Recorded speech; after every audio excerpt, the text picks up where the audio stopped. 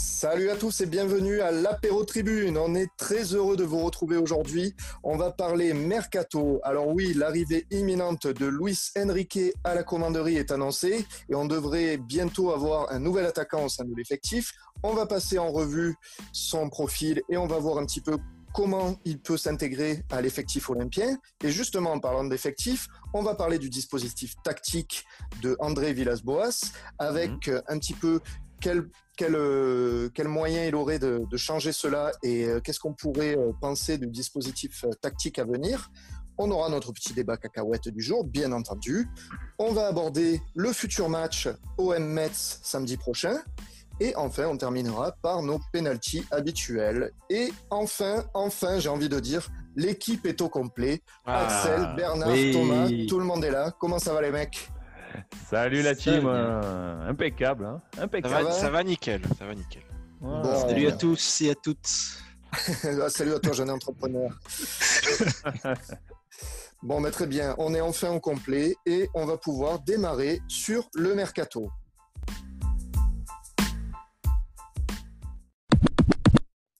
Alors, Luis Enrique serait peut-être dans l'avion d'ailleurs, on ne sait pas encore.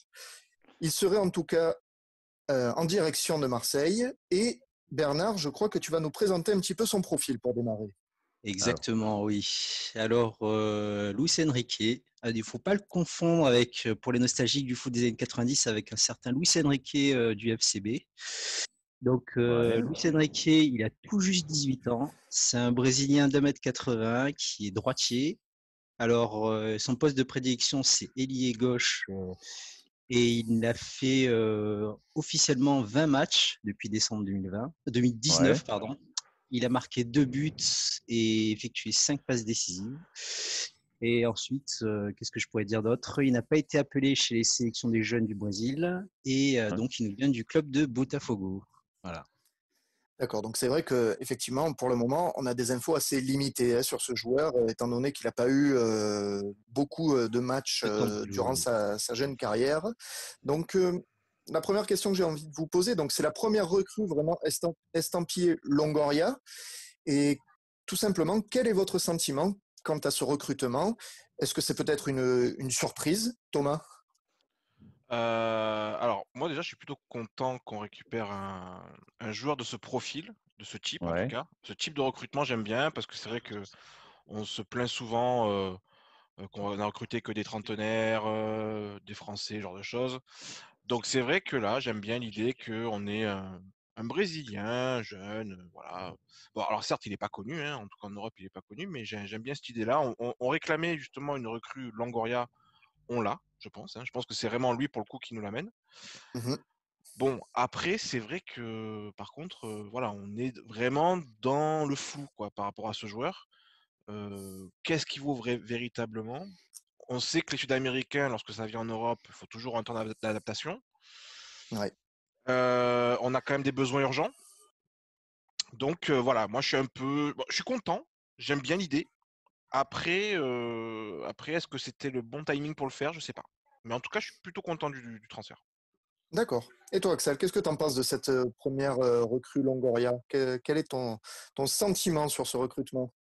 Bon, j'avoue que le joueur, j'en avais jamais entendu parler. J'ai vu 2-3 jongles sur YouTube. Bon, j'ai pas vu grand-chose. J'ai pas vu grand-chose à part un but ou deux sur des terrains vagues.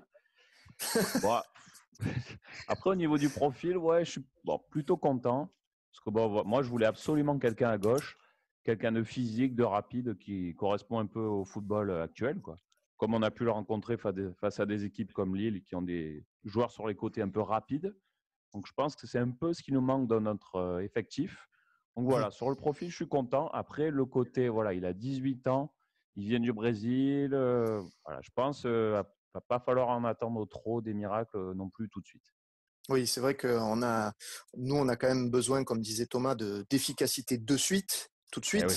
On a besoin d'avoir quelqu'un qui fasse la différence et qui puisse être titulaire dès aujourd'hui. Donc c'est vrai que ça va être un peu peut-être compliqué pour un petit jeune qui débarque du Brésil. Et comme tu le disais Thomas, il y a toujours le temps d'adaptation, quoi, en fait. Et alors justement, on en parlait. il correspond a priori au projet trading vers lequel veut s'orienter l'OM et vers lequel nous lance Jacques-Henri Hérault. Ouais. Mais donc justement, en parlant de trading, pour un joueur qui a très très peu de matchs professionnels à son actif, 10 millions d'euros, c'est pas un peu cher, Bernard? Qu'est-ce que tu en penses? Moi, je trouve déjà, sur les 10 millions, j'ai entendu parler qu'on paye 4 millions à Botafogo, en fait. Parce Oui. qu'il y aura un partenariat avec Botafogo et son club formateur, je crois. Alors Bon, en je fait, dis oui, pas le ils nom ont du club. Botafogo n'a que 40% des droits du joueur, a priori. Ouais. Mais ouais, je trouve que c'est assez cher. En plus, voilà, il a commencé qu'en 2019, en gros, en pro.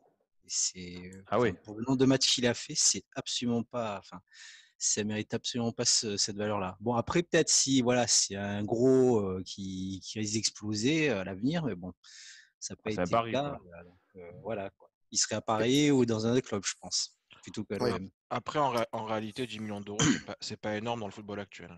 Très honnêtement, Ouais, parce que ouais. très honnêtement, à notre niveau, peut-être par rapport à nos finances actuelles, ça paraît énorme. Mais en réalité, c'est pas énorme. Quand tu vois que n'importe quel mec à Lille, ils sont recrutés dans ces eaux-là, en général, hein, les Luis Aroro, les Nicolas Pepe, quand ils les ont recrutés, ils les ont recrutés à peu près dans ces tarifs-là. Donc, je suis pas étonné par le prix du D'ailleurs, transfert. vous dites 10 millions, ça serait plutôt 15 ans. Moi, j'ai vu un peu plus que ça. Hein. Alors peut-être qu'il y a des bonus aussi qui Ouais. sont liés à la transaction. Bon, pour le moment, c'est encore assez flou. Les premiers montants qu'on a vus, c'est vrai que c'était autour de 10 millions d'euros. Peut-être que oui, ça devrait évoluer encore plus. Et Après, justement, toi, qu'est-ce que tu en penses, Axel? moi, C'est le un peu prix, cher? bon, le prix, je suis pas choqué. Que bon, Ouais. franchement, le moindre joueur, là, en dessous de 10 millions, tu n'as rien du tout. C'est ça Tu exactement. n'as rien Il du il tout. faut dire qu'il y avait de la concurrence aussi, Ouais. Il y avait, a priori. pas après, j'en sais rien. Ça, on ne sait pas s'il y avait de la concurrence ou pas. Mais bon, le prix, ça m'étonne pas trop. Par contre, par rapport à nos finances, voilà, là, il faut vraiment pas se tromper, quoi. Hein. On n'a pas le droit à l'erreur. Hein. Parce qu'on a un effectif limité sur le plan offensif. On est limite obligé de ne pas faire d'erreur sur le recrutement. Voilà, là, pour moi, c'est un gros pari. Voilà, j'ai des doutes. J'ai de gros doutes. Justement, on va en parler juste de ce pari parce que le profil de joueur, on l'a défini. Il est jeune, mais il a un peu tout à prouver. Et André Villas-Boas nous l'a annoncé. Il a dit, comme vous dites, c'est une pépite. Mais du coup, j'ai envie de vous poser la question. Pour vous, on les connaît, hein, les pépites, les petits jeunes qu'on recrute, les Sud-Américains ou je sais pas où. L'OM, ça n'a jamais été vraiment notre point fort. Donc, du coup, pour vous, a priori, bon, plutôt pépite ou plutôt pépite en chocolat, quoi, j'ai envie de vous dire. Axel, Et pour le moment, c'est un chocolat. elle te plaît cette question, Thomas? Elle est pépito, c'est. Pour le moment, il est encore en chocolat. Faut pas qu'il se brûle au soleil, sinon il va fondre, on va dire. Voilà, Ouais. faut bien le mettre au frais, sinon il va pas être bien, je pense, à l'arrivée. Faut pas le Thomas, cramer tout de suite, voilà. Bah, c'est compliqué à dire si c'est vraiment une pépite ou pas. Après, je pense que j'aime bien moi l'idée, malgré tout, je reviens à ça. J'aime bien l'idée qu'on se lance sur ce type de joueur parce que bah, tous les grands clubs le font en réalité. Ouais, c'est vrai. Donc, il faut qu'à un moment donné, il faut qu'on passe un peu aussi à ce type de joueur. Alors, je suis d'accord avec toi, Axel, quand tu dis qu'on n'a pas trop le droit à l'erreur, nous, en ce moment. Ah ouais. Mais je pense qu'il faut pas le voir comme ça, justement. Il faut se dire que ce recrutement, il est hors recrutement de cette année, dans le sens où ce On mise sur joueur-là, l'avenir. voilà, ce joueur-là, il peut très bien être très, très, très bon, peut-être l'année prochaine, dans 2 ans. Et Ouais. il faut l'acheter, quoi. Il faut l'acheter, il faut se dire, voilà, des mecs comme ça, il faut les acheter. Il faut investir dans ces joueurs-là. Et puis sur 5-6 recrutements qu'on fera comme ça, peut-être qu'il n'y en aura que 2 ou 3 qui vont percer, mais on se rentabilisera par rapport à ça. Voilà. Mais Ouais. oui. il faut que nous, aujourd'hui, l'OM, on puisse maintenant passer à ce type de recrutement. Il y en a marre de recruter des mecs de 35 ans, 30 ans, qui a pas de plus-value possible dessus. Parce que malheureusement, même si je suis premier à détester ça, bah, le trading, oui, il faut qu'on passe par là Dans aujourd'hui. notre position, on est obligé. Hein. Voilà, il faut qu'on passe par là. Après, il faut le faire intelligemment. Il faut qu'on puisse profiter de nos joueurs lorsqu'ils sont bons. Ça sert à rien de les revendre au bout d'un an, mais par contre, on peut les vendre au bout de 2-3 ans, ça peut être intéressant. Et ce type de joueur-là, Luis Enrique, il suffit que l'an prochain ou dans 2 ans, il nous plante une saison à 20 buts et il est revendu 50-60 millions. Hein. Ah On va oui, pas, oui. Exact. voilà. Donc, Ouais. Après, ouais. Si on est optimiste, ouais. donc voilà. Non, moi, j'aime bien l'idée.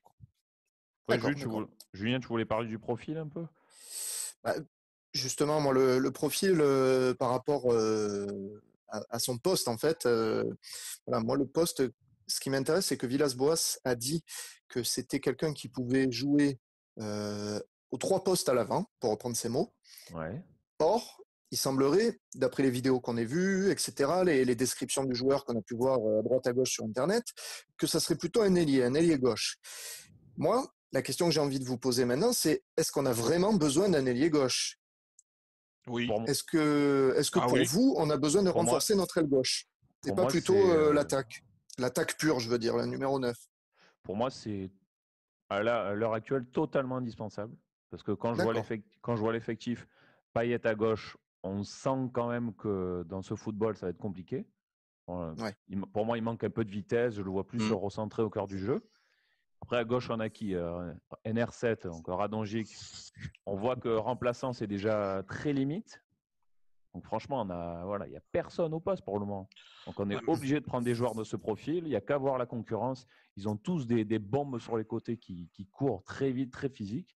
Nous, on n'a pas ça dans l'effectif. Il nous faut ce C'est type de vrai. joueur. Non, mais Axel C'est a vrai. raison. Axel a raison sur un point, c'est-à-dire que vu la qualité de notre effectif devant, en réalité, même si on avait 3 mecs qui jouent à gauche, si Luis Enrique il est très très bon à gauche, il va être titulaire.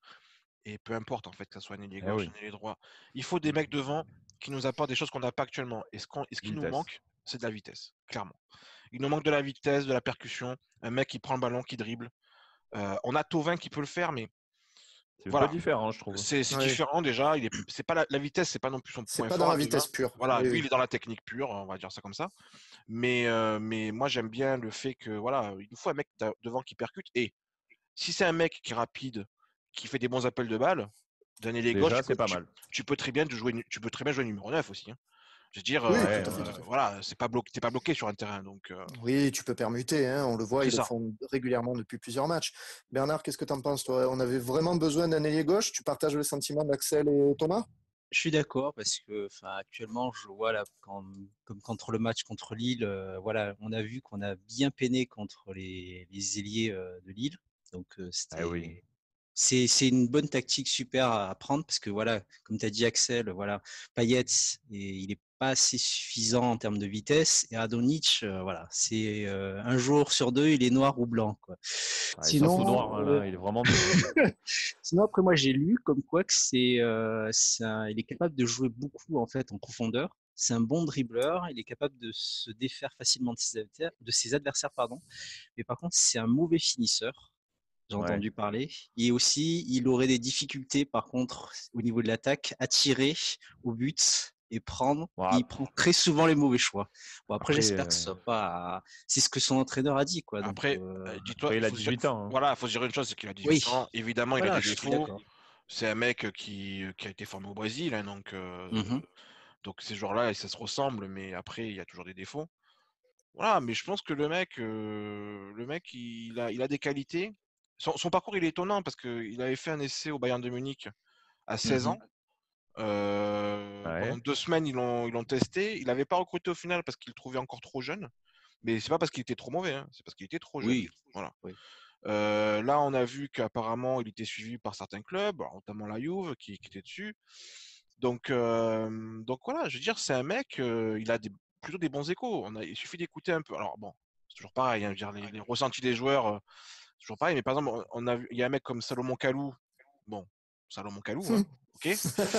Mais un mec comme Salomon Kalou qui joue à Botafogo maintenant, qui a dit de lui, voilà, c'est un mec, il fait des gifs. C'est ce qui nous manque. Il le compare. Bon, alors ça, c'est encore. Enfin, voilà, il le compare à Neymar. Oula! Oh là, Ah, oh là, oh là. on va se détendre. Mais disons, Ah, moi, disons que voilà, on sent quand même que le mec a du profil. Il a une bonne réputation. Il a l'air de très apprécié par ses partenaires. Donc, Mhm. après, ah, c'est pas un tout droit, quoi, selon moi. s'il D'accord. apporte de la vitesse, du physique et que mentalement il est plus ou moins cérébré, déjà, ce sera pas mal. C'est la base pour Axel. Ouais. C'est sûr, parce que quand tu viens à Ouais. l'OM, tu as 18 ans, si tu n'es pas fort mentalement, tu vas Oui, t'effondrer. Hein. Ça, on c'est le vrai. sait. Hein. Mhm. C'est clair, c'est clair. Et j'avais une dernière question à vous poser par rapport justement à cette recrue. Étant donné que c'est pas un numéro 9 pur, alors que justement, le message qui est passé par l'OM depuis le début du mercato, c'est qu'on cherche un vrai numéro 9, est-ce que ça voudrait pas dire qu'il y a la possibilité d'une seconde recrue. Une seconde recrue Longoria, je veux entendre par là. Hein. Thomas? Ouais, ça va dépendre de nos finances. C'est-à-dire que si l'enveloppe qui est prévue par McCourt, elle est de 10 millions, ben on aura Luis Enrique. Et puis si on a une enveloppe plutôt aux alentours de 20, on peut faire Luis Enrique et un autre mec, style Marco Polo ou Marcos Polo, Paolo. voilà. Moi, je l'appelle Marco Polo. Pour nos auditeurs, c'est Marcos Paolo. Hein. Voilà. Thomas l'a renommé, on va dire. Marco Polo, un grand voyageur. Voilà. Mais non, mais voilà, ça peut se faire. Hein. Ça va dépendre un petit peu de l'enveloppe. Mais ça, le problème, c'est qu'on ne sait pas. Mais à mon avis, il faut d'abord qu'on arrive un petit peu à dégraisser, à sortir nos poids lourds. Ça, il faut oublier. Je pense que ça, il faut clairement oublier. Tu crois ? Ah oui, non, mais non, les gars, on va c'est un peu trop tard. C'est-à-dire les Strootman, Germain, Mitroglou, jamais, je dis bien, jamais ça partira. Voilà. À l'image de Sertic. Faut vous mettre à l'idée que ces mecs-là vont partir en fin de contrat. Ils retrouveront jamais un contrat équivalent ailleurs. Donc ils préfèrent ne pas jouer ou jouer un petit peu comme fait Germain, toucher ses 3 bâtons par mois, par an plutôt. Et après voilà, ils iront dans un autre club avec une grosse prime à la signature. Voilà. C'est tout. Ouais. Moi j'espère. Franchement, j'ai encore espoir qu'on ait un petit peu les fonds pour prendre un numéro 9, hein, malgré tout. Hein. Moi aussi, je partage ton avis. Hein. J'aimerais bien quand même un attaquant. L'ailier gauche, c'est bien, mais voilà, il faut vraiment un numéro 9. Hein. Peu importe, on en a besoin. Voilà, il le faut. Hein. On l'a vu, on en a besoin. Et justement, donc on parlait de ce poste d'ailier gauche de notre petit Luis Enrique. On va parler du dispositif tactique d'André Villas-Boas. Alors, on a vu, ça fait 2-3 matchs qu'on est un petit peu sur la tangente avec la tactique de l'OM. Donc, on a testé Lopez en attaque 2 fois, faute d'avoir des attaquants. Contre Saint-Etienne, a priori, on avait l'équipe à peu près au complet, mais fortement émoussée, donc ça n'a pas donné grand-chose. On a vu d'ailleurs que Benedetto, ça a été, Payet et Thauvin aussi, hein, mais ça a été un fantôme tout le long du match. Alors, ma première question, tout d'abord, c'est est-ce que vous pensez qu'il est nécessaire de changer de dispositif au bout de 4 matchs là, de championnat? Thomas? Non. Il clôt le débat, terminé. Non, je pense pas. Déjà, je pense qu'il ne changera pas de schéma tactique. Ça, c'est un premier point. J'ai pas envie qu'on passe en 4-4-2 parce que la question, c'est est-ce qu'en gros, il faut passer en 4-4-2? Non, pas que ça. Il n'y a pas que ça, mais disons que vu comme on a du mal devant, c'est vrai qu'on peut se dire pourquoi on joue pas de devant. Mais bon, ça voudrait dire qu'on titularise Germain, et ça, j'ai pas envie. Hein, je peux plus, lui. C'est terminé. Il y a droit de veto. Non, mais c'est plus possible. Donc, du coup, non, je pense pas. Après, par contre, un truc, c'est que moi, le coaching de Villas-Boas depuis le début de l'année, c'est très, très, très, très moyen, hein, pour pas dire plus. Je suis très étonné de ce qu'il fait. Le coup de Lopez, effectivement, ça, c'est une aberration. Ah bah oui. Alors c'est plus ces 11 de départ parce que après les remplacements ils sont quand même assez logiques. Ouais, mais le problème c'est les 11 de départ qui sont aberrants. Tu perds 45 minutes. C'est ça. Le match contre Lille, par exemple. Revenons sur ce match-là 2 secondes. Pour moi, remettre une composition avec, on va dire, les titulaires de base, ces titulaires-là sont cramés déjà. Là, ils sont cramés. La préparation, elle a été ce qu'elle a été. Donc, avec le Covid, etc., c'était un problème. Mais nos titulaires sont cramés. Il fallait de la fraîcheur. On l'a vu. Il a attendu quand même la 70e pour faire des changements, ce qui est déjà, je trouve, trop tard. Mais quand Gay, Radonjic, Germain, ils sont rentrés, c'est le seul moment où en réalité, on a recommencé un peu à reprendre un peu le dessus. Alors, on n'était pas flamboyant, mais on a repris le dessus. Pour moi, il fallait faire de la fraîcheur dès le départ. Un Pape Gay, ça doit jouer, les mecs. Je suis désolé. Je suis assez d'accord. Ouais. Sur Pape Gay, je suis assez d'accord. Ouais. Bah, surtout qu'on avait un petit peu les mêmes profils alignés dès le début, hein, mais enfin on va en reparler. Mais donc du coup pour toi on ne change pas de dispositif, on reste sur notre 4-3-3 habituel. Parce que les mecs sont habitués à jouer en 4-3-3.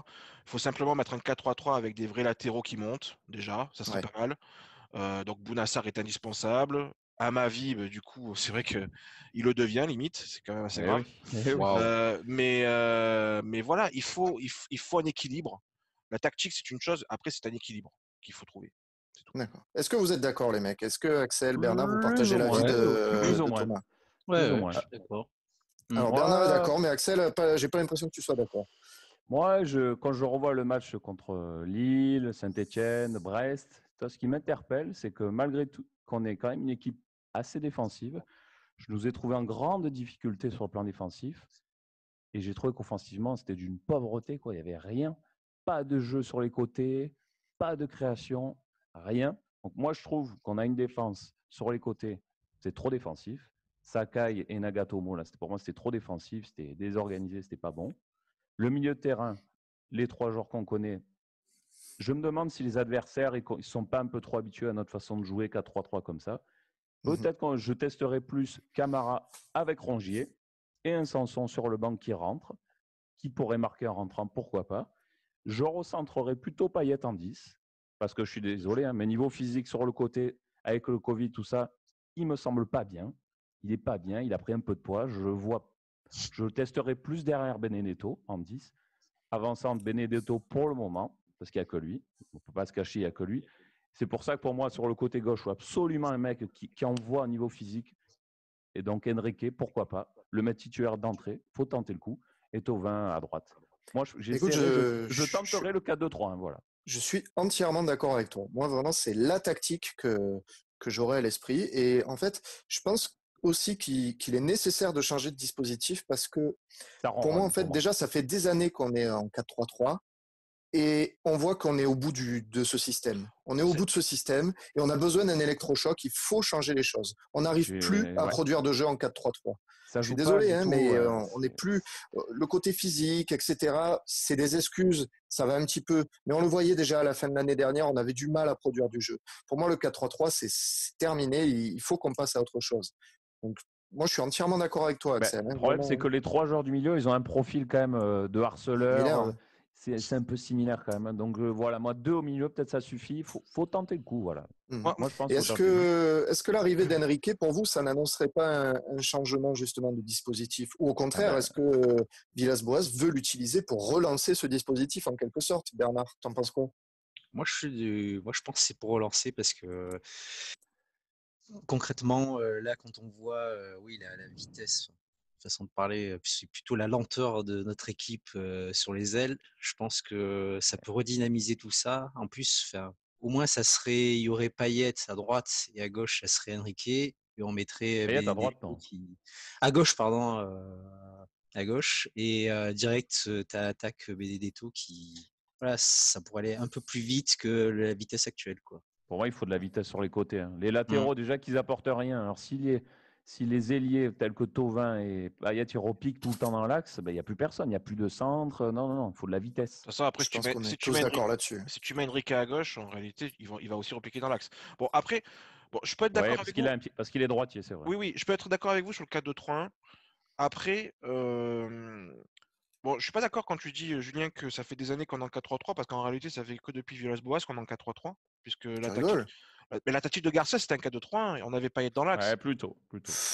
Ah oui, clairement, on n'avait pas été dans l'axe. Donc on n'avait pas le 4-3-3. En réalité, c'est Villas-Boas qui nous l'a instauré. Maintenant, Payet, moi, si je devais faire un changement, je laisserais le 4-3-3, mais j'inclurais Payet dans le milieu à 3. Oui, pourquoi pas. Alors, ça ressemble à un 4-2-3-1. Oui, c'est un peu pareil. Effectivement, ça ressemble à ce qu'on dit, mais au moins, on aura un profil différent. Mais je l'inclurais dans le milieu à 3. Moi, je suis désolé. Il faut aussi qu'on parle de la défense centrale parce que, Alvaro Caleta-Car, moi, ils me déçoivent depuis Paris. C'est lent. Voilà. C'est compliqué. Et je pense que moi, j'en démords pas. Je veux Pape Gaye titulaire. Et je veux Pape Gaye titulaire en sentinelle. Donc, du coup, je redescends Camara en défense centrale. À la place d'un Alvaro. Parce qu'aujourd'hui, Caleta-Car, il reste quand même, je trouve, meilleur. Il est intouchable. Hein. Et je sors Alvaro. Je mets Camara en défense centrale. Et après, je fais un milieu. Pape Gaye, Payet et un Rongier ou un Sanson. Ça amène un peu de changement. Ça amène un peu de fraîcheur. On a de la technique au milieu. C'est tentant. Et puis devant, on met de la vitesse.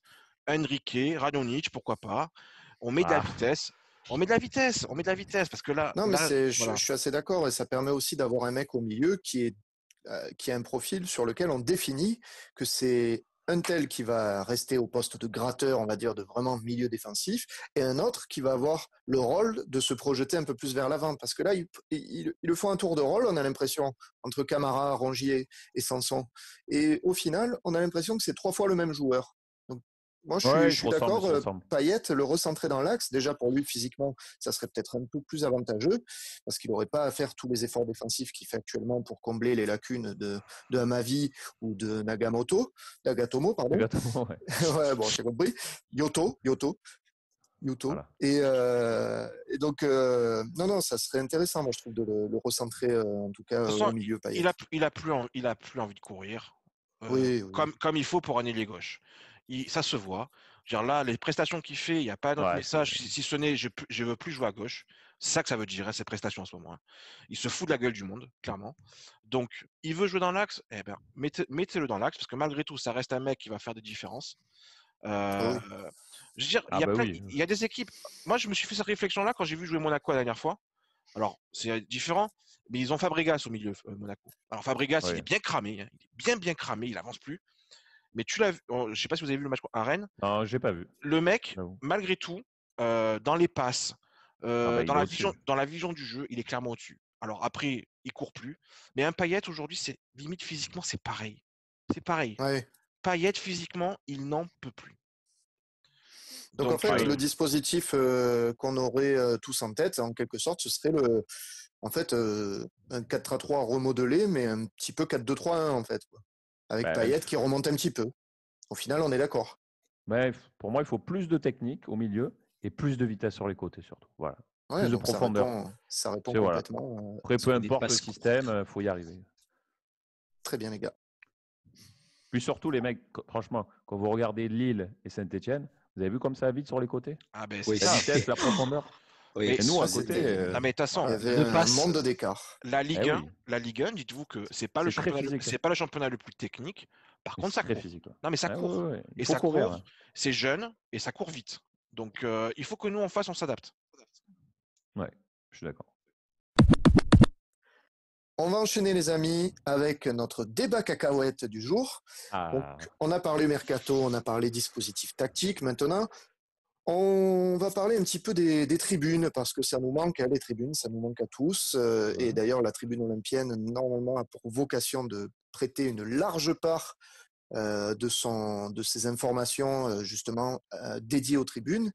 Et on n'a pas grand-chose à se mettre sous la dent. Donc en ce moment, il y a une petite question qui est ressortie. Vous avez tous vu le match face à Lille, à la télé du coup. Vous avez tous entendu ce qui se passait au micro du Vélodrome, enfin à la sono du Vélodrome, avec un brouhaha pas possible, avec des chants de supporters. On a entendu d'ailleurs le aux armes à fond à un moment dans la sono. C'est vrai. C'était un petit peu à la limite du ridicule, je trouvais. Enfin, c'est mon avis. Donc pour vous, est-ce qu'il vaut mieux entendre les sons des supporters comme dimanche ou rien du tout et seulement les entraîneurs gueuler sur le banc de touche? Bernard, t'en penses quoi, toi? Moi, j'ai trouvé que déjà, d'une part, cette sono, ça sonne tellement faux. Enfin, il n'y a aucune réalité en plus avec les actions du match, concrètement. C'était à un moment donné, il y a une occasion pour nous. On entend comme s'il y avait juste ces applaudissements, ouais, super et tout. Ah ouais, moi j'ai trouvé qu'à un moment on entendait des petits comme ça. Ouais, mais c'est légèrement. J'imagine le mec qui est en régie avec, tu sais, il a une tablette devant lui avec les boutons supporters pas contents, supporters heureux. Mais ça c'est possible, ça c'est possible. Les sifflets. Pourquoi ils engagent pas un mec qui fait vraiment ça, quoi? Enfin, vraiment la réalité du truc. Parce que, donc toi tu voudrais pousser quand même le système? Non, moi je serais un système que voilà, on a une chance, vu la période actuelle, d'entendre, tu sais, de voir comment ça joue, enfin les joueurs qui interagissent entre eux et en plus avec l'entraîneur qui crie. Donc moi je préfère plus, voilà, on met aucun son, on entend juste comme si c'était un match qu'on verrait le dimanche en amateur. Voilà. En amateur. Moi je suis plus pour ce type de spectacle, de match. D'accord. Axel, toi, c'est quoi ton avis sur cette sono? Ouais, bon, j'avoue que j'ai préféré contre Lille. Voilà, un petit fond sonore avec les supporters. Voilà, on se sent un peu plus au Vélodrome, je trouve.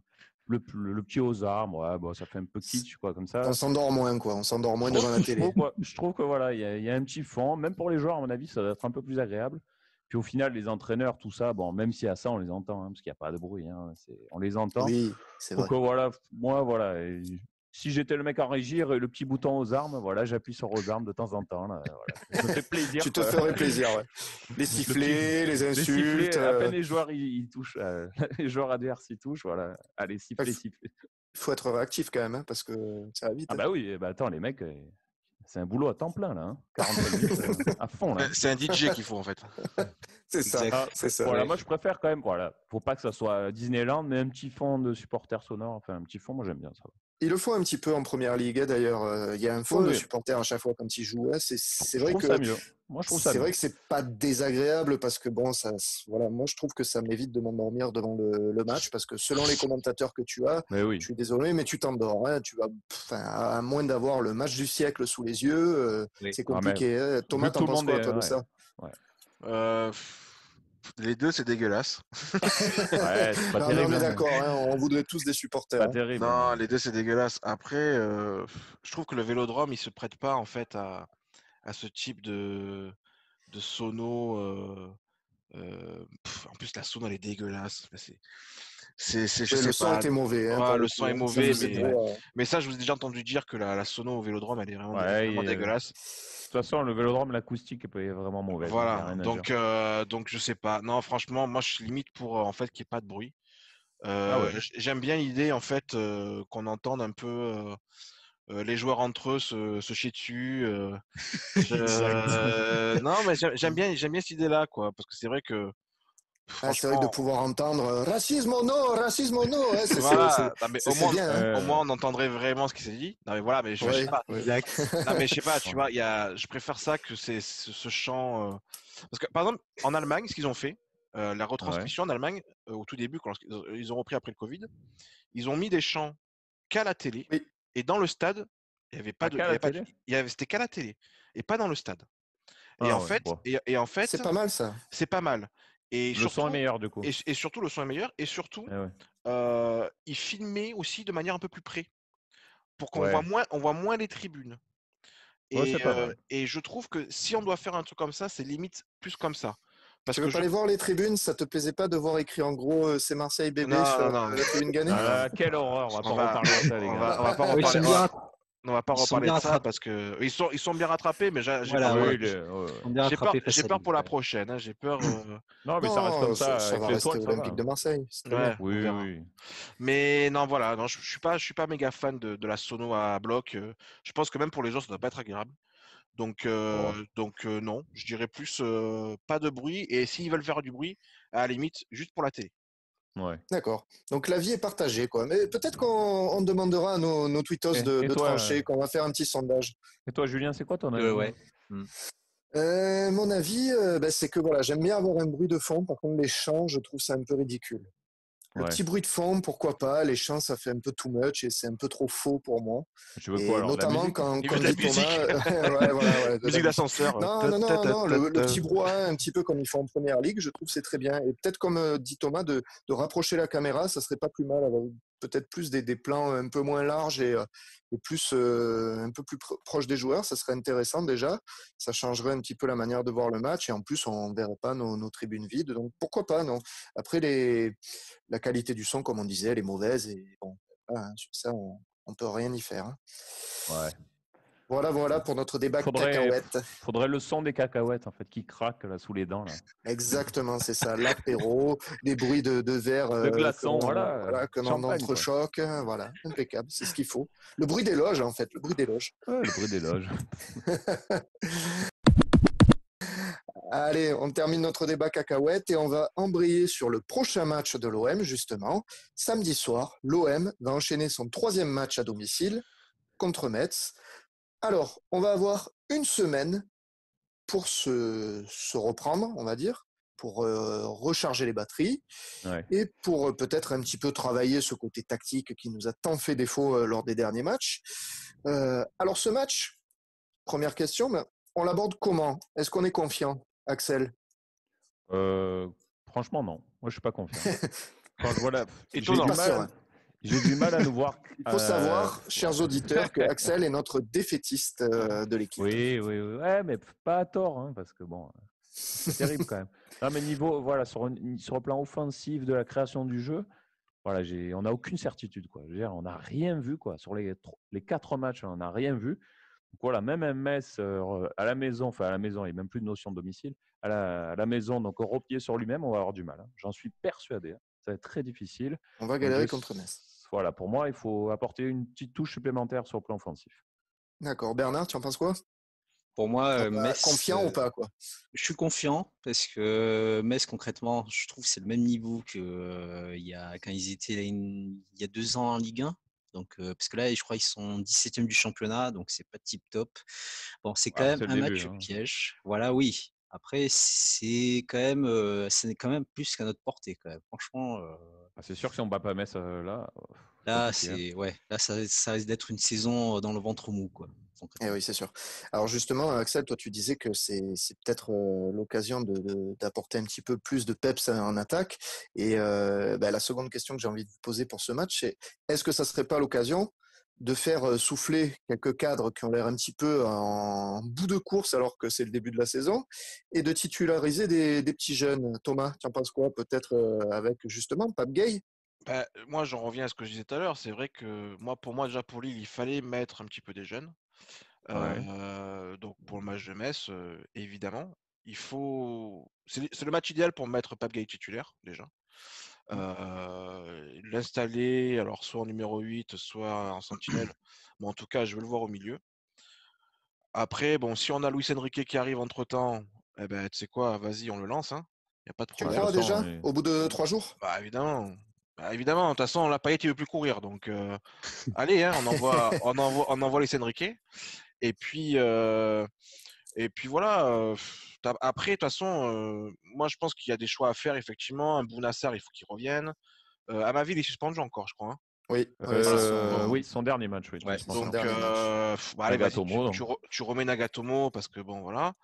Mais ouais, non, il faut arrêter avec ce 11 type là qui crame. Physiquement, ils sont Nagatomo, d'ailleurs, Nagatomo, c'est marrant, une petite parenthèse, tout le monde lui tombe dessus après le match contre Saint-Etienne. Alors, moi, je trouve qu'il n'a pas été plus mauvais que d'autres. Je ne trouve pas qu'il était plus mauvais que d'autres, en tout cas qu'il n'a pas été plus mauvais qu'un Amavi, personnellement. Enfin, je sais pas, c'est mon avis. Il défend super mal sur le but. Oui, mais attends, c'est son premier match, attends. Il a les jambes courtes. Sur le et à ma vie, combien de buts on lui doit? Non, mais d'accord. Non, mais après, la question de savoir est-ce qu'il a fait un bon match ou un mauvais match, je ne compare pas à ma vie. Hein. Est-ce qu'il a fait un bon match ou un mauvais match? Pour moi, il a fait un mauvais match, Nagatomo. Il a été très en difficulté. À l'image de l'équipe. C'est le premier match. Mais la question que tu me poses, est-ce qu'il a fait un bon ou mauvais match? Il a fait un mauvais match. Ouais, je sortirais pas une individualité à part comme ça, comme on fait d'habitude pour Amavi, par exemple. C'est pas le pire, hein, évidemment. Après, il est responsable sur le but. Le deuxième but, l'action qu'il y a juste après, si on se le prend, il est quand même, voilà. Hein. Ouais. Il est un peu aux fraises. Bien aux fraises. Hein. Donc, non, voilà, il est pas ouf, quoi. D'accord. Non, mais très bien. C'était la petite parenthèse sur Nagatomo. Axel, est-ce que ce serait l'occasion pour toi de faire souffler quelques cadres pour le match de Metz? Tu penserais à qui, par exemple? Souffler, je me dis, pourquoi ils souffleraient, hein? On a une semaine entière de repos, quoi. Les mecs, ils sont pas capables d'entraînement, quand même. D'entraînement, enfin, ils ont une semaine, quand même. Là, il n'y a plus l'excuse des 3 matchs en une semaine, des 3 gros matchs. Non, là, c'est juste Metz à domicile. Écoute, il faut mettre les joueurs en forme, parce qu'il faut absolument gagner. Donc voilà, Villas-Boas de trancher, de voir l'entraînement qui est le plus en forme. Pape Gueye, il a l'air physiquement au point, donc tu le mets. Devant, si Beneteau, il est cramé, je suis désolé, il a beau avoir des tatouages, tu mets Ake. J'en sais rien. Il est pas cramé, Benedetto. Non, mais s'il n'est pas bien, tu mets. Pour moi, il faut les meilleurs, c'est tout. Tu mets les mecs. Benedetto, c'est étonnant d'ailleurs, parce que franchement, je suis désolé, mais il n'a pas joué en semaine. Il s'est retrouvé à jouer une mi-temps, en fait. Qu'est-ce que c'est, quoi? Qu'est-ce que c'est que ce niveau-là? Mais moi, le problème de Benedetto, bon, on va pas être d'accord, hein, mais le problème de Benedetto, moi, il est plus. il n'est pas alimenté, tu vas dire. Voilà, il n'est pas alimenté. Il n'est pas alimenté. Il est envoyé au front. Il est envoyé au front tout seul, mais il n'est pas alimenté. Et c'est Benedetto, c'est pas un joueur que tu vas envoyer comme ça. C'est pas un Drogba devant, tu vois. Il va pas te garder le ballon, il va Oui, pas. ouais. Non, c'est pas un mec comme ça. C'est un mec qui a besoin d'avoir des centres. Déjà, en termes de centres, on est à chier. On Bah, il est n'y a pas de pauvre. jeu Donc, sur les côtés, c'est ça le problème. donc On il est a très besoin, pauvre en termes de centre. il a besoin d'être alimenté. Et c'est un mec qui est absolument pas alimenté. Moi, très honnêtement, sur les trois de devant, c'est pas sur lui que je jette la pierre, hein. Vraiment, hein. Mais on le C'est. sait que tu l'aimes, C'est- ton petit Dario. Non, Non, mais mais. c'est le côté Grinta argentin. Mais Voilà. non, mais même pas. Voilà, Voilà. les Les tatouages, les tatouages, Je dis, le tatouages. renard Après, posé sur Voilà. la tête, je dis la même chose. techniquement, j'aime bien. Je dis, Techniquement, j'aime bien. C'est Axel, je le dis la même fan de chose. tuning, le fan de tuning de l'étang de Berre qui roule en Subaru avec l'aile à l'arrière. c'est Non, ça, c'est Dario, ça. je dis, je dis la même chose pour Ake, par exemple. Tu vois, Ake, Ouais. toi, Axel, tu peux pas te le voir. Non, Mais non, c'est pas vrai, c'est pas vrai. ouais, bon, ça va, tu peux pas te le voir. C'est pour moi, c'est encore beaucoup Il trop veut pas nous limité. le dire, il veut pas nous le Il veut dire. pas le dire. En off, sachez Mais qu'il le massacre. voilà, il le Non, non, mais massacre. c'est trop limité, c'est trop Mais limité. c'est pas Ah, voilà, il est dit. c'est pas une question que c'est limité, c'est une question que lui c'est pareil. C'est-à-dire que il peut il est pas alimenté. C'est toujours pareil. Genre, Payet, je suis désolé, j'en reviens encore sur lui. Mais c'est lui Ah, le il fait problème. rien. C'est lui le Il problème fait dans rien. cette équipe. C'est lui. C'est-à-dire que tant qu'il va pas se sortir les doigts, très clairement, on est dans la merde. Mais Offensivement, c'est on sera malheureux de dans la merde. dépendre d'un joueur comme ça. Mais ça a toujours l'année dernière, c'était déjà le cas. Il n'était pas Oui, là. c'était déjà le cas, hein. Rappelle-toi l'année dernière quand il n'est pas là, Tout c'est à le fait. désert. C'est le Bien désert. sûr, ouais, Voilà. c'est ce qu'on disait. Moi, C'est pour ça qu'il faut moi, recruter devant. Hein. moi, je pensais qu'avec un Thauvin qui reviendrait, même sans un Payet, on pourrait vivre un peu plus offensivement.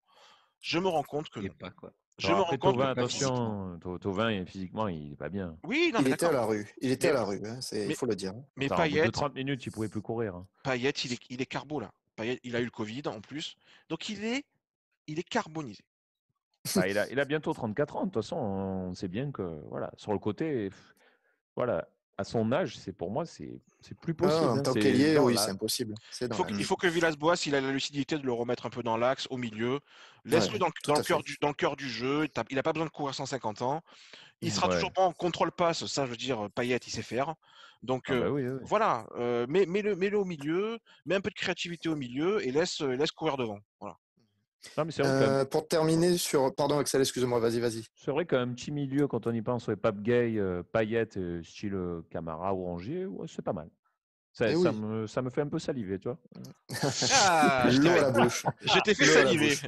Ah, Ah c'est non, beau, mais c'est beau. un peu Dans de du rêve. technique. Dans du Ouais, rêve. non, mais ça. Bon, pour terminer sur ce OM Metz, un petit pronostic, les amis, Bernard. Un petit Moi, je prono, là, vas-y. dirais, allez, sur ce genre de match, on est toujours sur du 1-0, 1-0 pour nous. Voilà. Comme ça. D'accord.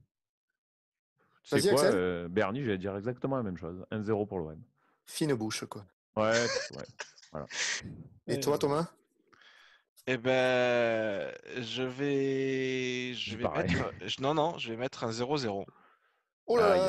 là, Eh tu ouais, n'es pas du tout offensive. confiant, Bon en vieux fait. 0-0 de Ligue 1. Ah non, mais moi, tu m'as Tu pas n'es posé. pas En du fait, tout confiant. tu m'as pas posé la question pour ce débat. Oui, si tu as remarqué, j'évite de poser 3 fois la même question à tout Exactement. le Tu monde. as bien fait, mais je vais quand même répondre à la question du coup. Je suis pas confiant. Je suis pas Eh confiant ouais. parce Tu que je Fallait pas voulais pense. que bien. je te la pose. Tu Je voulais que je pense te la pose, en fait. Il fallait me le exactement. dire. Non, mais je pense qu'on n'est pas bien et je pense que Villas-Boas ne va pas faire les changements que j'espère. Donc du coup, on va rester sur un À schéma 3-3 classique. Quoi. connu avec des joueurs qu'on connaît. Ça va ronronner, on va avoir beaucoup de mal. Faut pas oublier que Metz, ils sont quand même. Alors, ils ont perdu à Paris, mais ils ont perdu à la dernière minute à Paris. Donc, ils arrivent à bien défendre. Eh oui, pas trop mal. Hein. Ils sont pas mauvais en contre. C'est vraiment le match où si tu mets pas du sang frais, on est mort. D'accord. Ouais. En plus, Possible. derrière, je sais pas si vous le savez, mais on enchaîne sur Lyon. Hein, donc, Ah bah ça, on le sait bien. à l'extérieur. c'est sûr, Je suis au courant. Merci Bernard. C'est Merci. pour ça qu'il faut obligatoirement. Ouais, moi, je suis d'accord pour rafraîchir l'effectif pour ce match-là.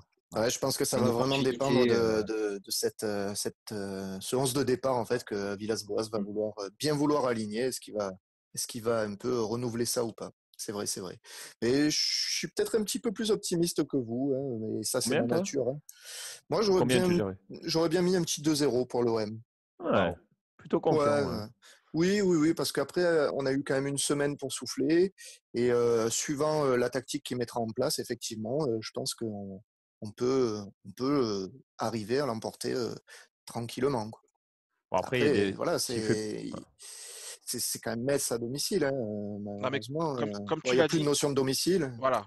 Mais comme tu l'as dit, s'il fait les changements qu'il faut, alors à ce moment-là, effectivement, il y a moyen qu'on gagne sans trop de soucis. Mais D'accord. il va falloir qu'il ose faire un petit peu des changements, quitte à mettre certains cadres sur le banc. Donc, suivant le 11 de départ, tu te tiens prêt à faire un cash-out, quoi. Exactement. Bon, allez, très bien. On a terminé sur nos débats du jour, mercato, tactique, comment appréhender le match de Metz. On va terminer en détente avec notre séance de penalty. Eh ben voilà.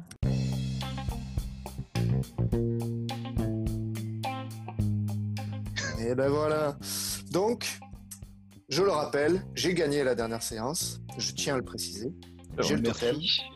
Donc, je vous ai préparé une petite série de questions aux petits oignons. Ouais. Et comme vous êtes 3, il va falloir poser deux questions de qualif. Pardon, non, une question de qualif, je dis n'importe quoi. Une question. Allez. Non, Mhm. je vais en Il est poser perdu. 2, pardon. Je Il suis est perdu. perdu. Non, c'est bon, je me reprends dans mes notes. Je me reprends. Allez. Donc la première question, vous allez chacun me donner une date et le plus proche de ce que je vais vous poser comme question aura gagné. C'est pas une question de vitesse. Ouais. Depuis quand, donc Germain, vous avez vu, il a planté un but face à Lille, il a égalisé. Ouais. Depuis quand Germain n'avait plus marqué en match officiel? C'est quoi, tu veux le mois Chacun me donne une date. Vas-y Axel, une date. Donc la date à laquelle tu penses depuis quand Germain n'avait plus marqué. 30 septembre 2019. 30 septembre 2019. Ok. Bernard. Ben, je vais enlever 2 jours, je vais mettre 22 septembre Oh, la 2019. hyène, quoi, le mec. Tu as eu chance. T'as pas enlevé 2 jours du tout. T'as pas enlevé 2 jours. Non, sinon 7 ça jours, fait 7 28. jours, j'en avais une semaine par an. Laisse-le jouer. Quand c'est qu'il a marqué? Thomas. On sait même pas. Il n'y a qu'un seul qualifié hein, sur cette question, je précise. Ah, d'accord. Je sais même pas quand. C'est quoi son dernier but ça Bon, allez. Allez, je vais dire, allez, je sais pas moi, le 20 septembre. Ouais, d'accord. Eh bien, écoutez, je pense qu'il y en a un de vous qui utilise Google et que c'est le moment de fermer ça. les ordinateurs parce que Ouais. Bernard, c'est bien le 22 septembre Oh 2019. là, non, c'est pas vrai. Le dernier but. Non, Quelle franchement, arnaque. de Germain. là, franchement, Quelle C'est quoi, arnaque. c'est quoi le match? C'est quoi Bon, je sais même plus. Mais moi, voilà, j'ai j'ai mis regardé, une, ça j'ai fait juste mis un an une. pile qu'il n'avait plus marqué. Incroyable. Prodigieux. Punaise. Donc Punaise. Bernard, tu es qualifié Oh, j'y pour crois notre pas. séance de penalty. Il y croit pas. Ah, mais Allez, Axel, Thomas, ça va aller vite. Hein. Là, Ouais, ça va aller vite. Faut aller vite, ok. Faut aller vite. Les confrontations contre Lille l'an dernier, ça a Oui. donné quoi? 2-1. Ouais, d'accord, mais sur les 2 matchs, 4 à Sur 2. les 2 matchs, je comprends pas. 4 à 2 pour victoire, moi. défaite. 2 victoires. 2 victoires, mais. Voilà, merci Axel, 2 victoires. Ah, c'est ça que tu voulais? D'accord, ok, putain, je Oh comprends. là là, Ah, allez, vite, oh. quand même, tu peux sortir des trucs. Ah, j'ai dit Bon. 2-1 parce que je me suis dit c'est 2-1 sur les 2 matchs. Donc. Non, mais Wow. très bien. Bon, ben Axel, tu es qualifié, désolé Thomas. Eh oui, papa. Il a pas compris la question. Non, j'ai pas compris. Vous pouvez répéter la question. C'est ça. Donc Axel versus Bernard pour Allez. cette séance de Allez penalty. là. Allez, c'est Qui parti. c'est la bonne? On va démarrer en se concentrant sur le OMS à venir. Oui. Donc, Mhm. première question. OMS, l'an dernier, donc le match à domicile, hein, est-ce qu'il Ouais. s'est joué au final? Non, parce qu'il y a du Covid. Il y avait le Covid, quoi. Exact, Bernard, exact. C'est C'était pas la sûr, 37e journée. C'est pas C'était la sûr, hein. 37e journée, elle ne s'est pas jouée. Ah, mais c'est Elle ne vrai, il y s'est avait le pas match jouée. aller, là, on a vu le Eh oui, prénom arrêté et je- tout. Ah ouais, oulala. Exactement. Donc voilà, le match ne s'est pas joué. 1-0 pour Bernard, premier penalty transformé. Deuxième question. Justement, le dernier match face à Metz, c'était à Metz. Quel était le buteur de l'OM pour ce match? NR7. Oui, belle égalisation, Oui, Axel. oui, Allez, ah, un eh partout. oui. Un partout, c'est beau. On se c'est demande bien, c'est qui bien. qui Eh a l'ordi devant lui. Ça va, je Ah, l'ai dit non, même c'est avant, son joueur hein. préféré, NR7, c'est pour ça. Il a le maillot, il a tout. Le Serbian, Serbian Cristiano, attends. Allez, question suivante, penalty suivant. À votre avis, Alvaro, il est raciste ou pas? Non, c'est pas Non. vrai. C'est pour le faux. Voilà, le mec. Voilà. Non, c'était pas une vraie question. Je voulais un petit peu vous taquiner. On démarre. Non, allez, on se reconcentre. Allez, La troisième question, vous allez devoir me deviner une légende de l'OM. Ah. En général, Axel, il est fort sur ce Allez. deux questions. Alors, la légende. Florian Maurice. On Non, reste concentré. désolé. Hein. désolé. Pardon. La légende. J'ai joué à l'OM, bien sûr, hein, mais aussi à Metz au Ribéry. début de ma carrière. Non. J'ai joué Pires. à Metz 16 matchs, non, pour 6 buts. J'ai pas non plus beaucoup joué à Metz, mais j'y ai joué 16 matchs, 6 buts. J'ai été joueur de l'OM pendant 5 ans. Oula. À l'OM, j'ai joué 227 matchs pour 100 buts tout pile. Donc, quand même bien marqué. Je suis arrivé en 2005 et j'ai soulevé notre dernier titre de Les champion. gars, Paolida. c'est simple. Yang. Les gars. Yang, Ah non, connais, Bernard, bien joué. Mais évidemment que c'est Nyang. Les 100 buts, les mecs. Les 100 buts. J'ai d'ailleurs marqué lors du match du titre, évidemment. C'est Nyang, il a joué Mamadou longtemps Niang, qu'il est- la qu'il est à légende. Putain, mais Nyang, je savais même pas, mais c'était pour moi. J'ai cru qu'il était à Strasbourg. Il a joué à Strasbourg aussi, mais il Ah, avait voilà. joué à Metz avant, Oh là avant là. Strasbourg. Metz. Oh là là. Et oui. Donc, Oh, la Axel, légende, Allez, là. Putain. Bernard qui arrive à battre Axel sur la légende. C'est beau, c'est beau. Putain. Bon, alors du coup, maintenant, on va passer au tocard. Ah, ça, Ah, c'est la spécialité d'Axel. Ça vous plaît aussi. Hein. il est bon sur les tocards, Axel. Ouais. Alors, le tocard, j'ai effectué un passage éclair à l'OM. Et à Metz aussi, d'ailleurs. Sur la fin de ma carrière. Pourtant, pas dégueu comme carrière. International français aux 92 sélections pour 26 buts, pas mal quand même. J'arrive au mercato d'hiver libre à l'OM. Et je ne serai pas conservé à la fin de la saison au mois de juin. Donc j'ai passé que 6 mois. 14 matchs pour un seul petit but. Ça vous inspire rien pour le moment? Oh là là. La plus belle partie de ma carrière, elle s'est déroulée à Arsenal, Mais notamment, évidemment. et à Lyon, Mais évidemment. où j'ai ta mère. soulevé 3 fois le Marley. titre de champion. Marley. Mais non, Non. mais bien Pas sûr. du tout, Oh, pas les du mecs, tout. oh, vous êtes mauvais, putain. On est pas bien, International on est pas français, bien. 92 Wiltord. sélections. Wiltord, Wiltord, Ah, putain. bravo, Oh là Bernie, là. bien joué. Évidemment. Oh là là. Joué. Oh là là, on est à 3-1 pour Il a joué à Bernard. Metz, C'est- ce mec. Il Non, a mais joué c'est à incroyable, Metz, hein. Enfin, juste après pas l'OM devant, d'ailleurs. Juste après nous, la joué à Metz. Je suis Juste pas après l'OM, concentré, et ouais. il a rien fait non plus à Metz, hein, je vous le dis. C'était un C'est beau pour ça peut-être que je tocard connais à plus l'OM, mieux à Metz. Ouais. un Alors, beau à tocard l'OM, à l'OM en tout cas. À l'OM, c'était pas le néant. Il avait mis un but contre Bordeaux important, je m'en rappelle quand même. Oui, enfin 14 matchs, un but, hein, Bah, c'est celui-là. Voilà. pour un attaquant, en fait. Pas non plus. C'était un match très important. Ouais, on est sur un Mitroglou quoi, quand même. hein. Donc, bon, Bernard 3-1, hein, Oui, Bernard ouais, qui voilà. mène 3-1 face Rien à n'est Axel, fait. donc Rien n'est fait. rien n'est fait, mais il y a une Ouais. belle avance qui est prise, hein, visiblement. Ah, oui. ouais, là. On va enchaîner en repartant sur Lille maintenant. On va reparler des Lillois. Oh. Donc là, ça doit aller vite. hein. OM Lille, de dimanche soir. Qui est le buteur lillois? Arrojo. Arrojo. Voilà. Axel, bien joué. Penalty transformé. Allez, 3-2. Ouf. Il est qu'à un but de l'égalisation. Eh, J'espère que j'aurai assez de questions. hein. Il a Parce peur, que là, c'est Bernard. serré. Il est pas bien, il est pas bien. Il est pas bien. Alors, c'est pas forcément une question rapidité, mais ça peut aller vite, parce que c'est une statistique qui est sortie pendant le match, que j'ai notée parce que j'ai trouvé pas mal. Galtier, donc Galtier contre l'OM, peu importe ses équipes. Il a affronté 23 fois l'OM, et pourtant c'est l'entraîneur qui a qui a le moins de victoires face à l'OM. En fait, l'OM, c'est sa bête noire. Combien de victoires parmi Trois. ces 23 confrontations? Deux 3. victoires, Bien trois joué, victoires. Axel. Bien Putain. joué. 3 victoires. Eh Axel. oui. Bien joué. Légalisation. Oh là Légalisation. là, deux tirs Galtier au-dessus contre de l'OM. Galtier contre l'OM, c'est 3 victoires, 9 matchs nuls et 11 défaites. C'est quand même pas un super bilan. Loser. Alors, on va reparler de Lille. Encore. Lille, ils étaient sur une série de 7 matchs sans défaite en Ligue 1. Quel est le dernier club à avoir battu Lille en Ligue 1? L'OM. Bien joué, Axel, bien joué. Oh putain, il reprend l'avantage. Non, C'est Aïe, une aïe, remontada aïe, qui aïe, est- aïe. C'est Il craque, parti, il et voilà. craque, Bernard qui craque. C'est une remontada, quoi. Il Vraiment. craque. Ah ouais, c'est magnifique. Donc du coup, là, sur la fin, j'étais un peu en manque d'inspiration. Donc, c'est des questions où ça va fuser, hein, je vous le dis. Il faut J'en être- ai, tu sais quoi, j'en ai une si tu veux. Ah, mais ça va, j'en ai, hein, je m'en suis. Comme tu veux. Mais, J'en ai un beau, si tu veux. J'en ai un tout. Ah, j'en ai Allez, un je te le laisse. Vas-y, je te le laisse. Je viens de le chercher. Oh, l'arbitre, on change Un pas petit, comme ça, les un règles. petit, non, il a peur, Axel. Balle de match, balle de match. Un petit tocard à trouver. On va se refaire Ah. un petit tocard. Mais cette Ah, fois-ci, vas-y. je vais vous donner les clubs dans lesquels il a joué dans l'ordre.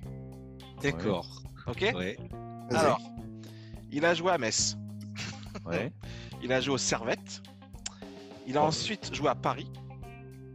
Il a joué au Havre. Il a joué à Marseille. Pouget. Cyril Pouget. Oh, oui. Ah, bien joué, C'est bien beau. joué. C'est beau, c'est beau. Oh là, Bernard Eh oui, les s'est gars. écroulé. Il Ah, s'est je te dis. écroulé. Il est parti trop confiant là. Il s'est Oh là là, J'ai la jamais- remontada, il y avait je n'ai- 3-1. 3-1, Oh allez, là là, 5-3 dans c'était- les dents. Boum. Alors moi, mes dernières questions, c'était qui a frappé sur le poteau pour l'OM face à Lille? Rongier. Rongier, ouais. Qui ne marque Rongier, jamais, d'ailleurs, Thomas, de toute façon. Thomas qui marque un point. Et au cas où, j'avais besoin d'une dernière question pour vous départager s'il y avait 4 partout, c'était quelle était la minute du but olympien? Du but de Valère Zermain. Ah, c'est 80. Non, 75. 81e 85. 84 85 Bernard, bien joué, 85. 85. Et c'est ces questions-là qu'il faut sortir. Et ça marche pas, ça Il marche pas. s'énerve, il s'énerve. Mais on reste sur une victoire d'Axel. Une Eh éclatante oui, victoire putain. avec une magnifique Éclatante. remontada. Genre même Bien joué, Axel. Éblouissante. Bien joué, vraiment bien joué. Et ce sera à toi de nous préparer la prochaine session de oui. penalty. Aux petits oignons, bien entendu. Allez, très bien, tu nous feras ça. Bon, Bien merci joué, à tous les Axel. trois, en tout cas, d'avoir participé à cet apéro tribune. On se retrouve d'ici environ une semaine. On rappelle à tout le monde que vous pouvez nous suivre sur l'intégralité des réseaux sociaux qui existent dans le monde. Donc, vous avez Twitter, vous avez Facebook, vous avez Instagram, on est sur Spotify, on est sur YouTube. Voilà, on est partout, on le rappelle. Et on a notre site internet. N'hésitez pas à y aller pour vous abreuver de nos différentes news tout au long de la saison. Merci à tous et à bientôt pour le prochain apéro. Ciao l'équipe! Allez, mec. Ciao la team, ciao. Ciao, ciao, ciao.